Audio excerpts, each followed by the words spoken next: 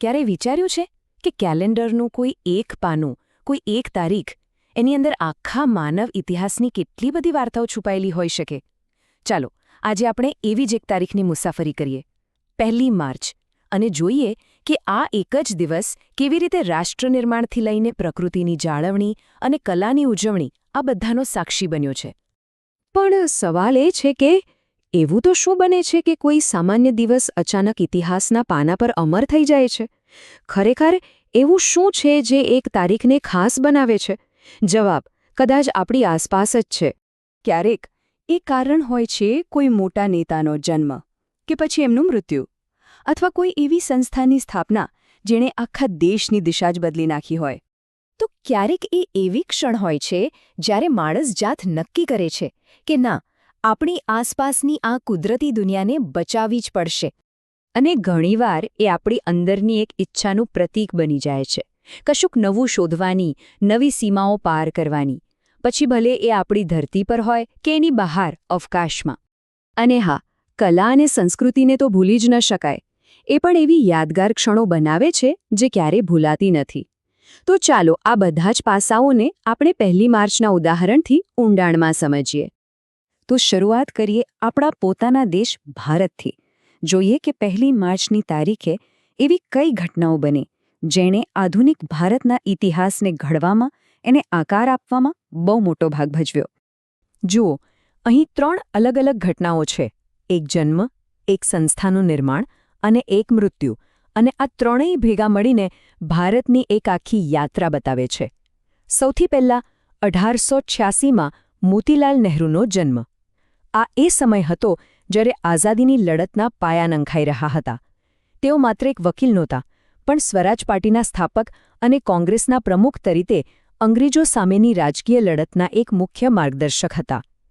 પછી સમય આગળ વધ્યો, દેશ આઝાદ થયો અને 1954માં પરમાણુ ઊર્જા વિભાગની સ્થાપના થઈ. આ એક રીતે આઝાદ ભારતના વૈજ્ઞાનિક સપનાઓને પાંખો આપવા જેવું હતું. અને છેલ્લે 1963માં ડૉક્ટર રાજેન્દ્ર પ્રસાદનું નિધન. આ એક યુગનો અંત હતો. સ્વતંત્ર ભારતના જે સ્થાપકો હતા એ પેઢીનો અંત. બંધારણ સભાના અધ્યક્ષ તરીકે એમણે જે બંધારણ ઘડ્યું એ તો આજે પણ આપણા લોકતંત્રનો આધારસ્તંભ છે, ખરું ને? સારું, તો આ તો થઈ ભારતની વાત. પણ 1 માર્ચ માત્ર ભારત માટે જ ખાસ નથી. ચાલો હવે દુનિયાભરમાં નજર કરીએ. આ દિવસે તો એવી સિદ્ધિઓ પણ નોંધાઈ છે જેણે પૃથ્વી અને બ્રહ્માંડ સાથેના આપણા સંબંધોને જ બદલી નાખ્યા. વાત છે 1 માર્ચ 1872ની. અમેરિકામાં યેલોસ્ટોન નેશનલ પાર્કની સ્થાપના થઈ. હવે આ સાંભળવામાં કદાચ સામાન્ય લાગે, પણ એ સમયે આ એક ક્રાંતિકારી વિચાર હતો. કોઈએ પહેલીવાર વિચાર્યું કે પ્રકૃતિના આવા અદ્ભુત સ્થળોને કોઈના અંગત ફાયદા માટે નહીં, પણ આવનારી પેઢીઓ માટે સાચવીને રાખવા જોઈએ. આ એક એવી ઘટના હતી જેણે દુનિયાભરમાં પર્યાવરણને બચાવવા માટે એક નવો જ રસ્તો ખોલી આપ્યો. અને હવે ધરતી પરથી સીધા અવકાશમાં. તારીખ એ જ 1 માર્ચ, પણ વર્ષ 1966. સોવિયત યુનિયનનું વેનેરા 3 નામનું યાન શુક્ર ગ્રહ પર પહોંચ્યું. હા, એ વાત સાચી કે ઉતરતી વખતે એની સાથેનો સંપર્ક તૂટી ગયો, પણ એ કોઈ બીજા ગ્રહની સપાટીને સ્પર્શનારું પહેલું માનવ-નિર્મિત યાન બન્યું. વિચાર તો કરો, આ એક એવી છલાંગ હતી જેણે સાબિત કરી દીધું કે બીજા ગ્રહો સુધી પહોંચવું હવે માત્ર કોઈ કલ્પના નથી રહી, એ હકીકત બની શકે છે. તો આપણે રાજકારણની વાત કરી, વિજ્ઞાન અને શોધખોળની વાત કરી, પણ 1 માર્ચની કહાણી અહીં પૂરી નથી થતી. આ દિવસ કલા અને સંસ્કૃતિની દુનિયામાં પણ એકદમ ખાસ છે. ફિલ્મ અને સંગીતની દુનિયામાં પણ આ દિવસે કેટલીક યાદગાર ક્ષણો બની છે. યાદ છે ટાઇટેનિક? 1998માં આ જ દિવસે, એટલે કે 1 માર્ચે, આ ફિલ્મે 1-2 નહીં પણ પૂરા 11 ઓસ્કાર જીતીને ઇતિહાસ રચી દીધો. આ ખાલી એવોર્ડ્સનો આંકડો નહોતો, એ વાતનો પુરાવો હતો કે આ ફિલ્મે દુનિયાભરમાં લોકો પર કેટલી ઊંડી અસર કરી હતી. એણે તો સિનેમાની દુનિયામાં એક નવો જ માપદંડ સ્થાપિત કરી દીધો, જેની ચર્ચા આજે પણ થાય છે. અને રસપ્રદ વાત એ છે કે આ જ તારીખે 2 દિગ્ગજ કલાકારોનો પણ જન્મદિવસ છે.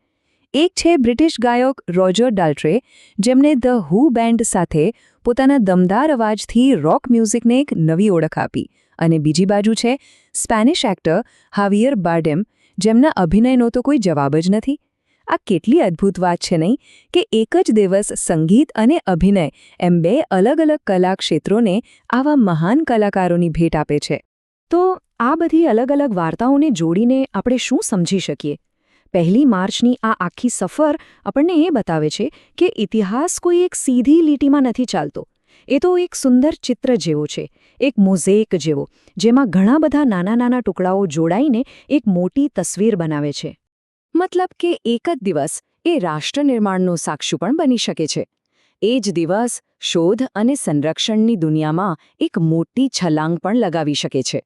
અને એ જ દિવસે એવી કલાનું સર્જન પણ થઈ શકે છે જે પેઢીઓ સુધી લોકોને પ્રેરણા આપે.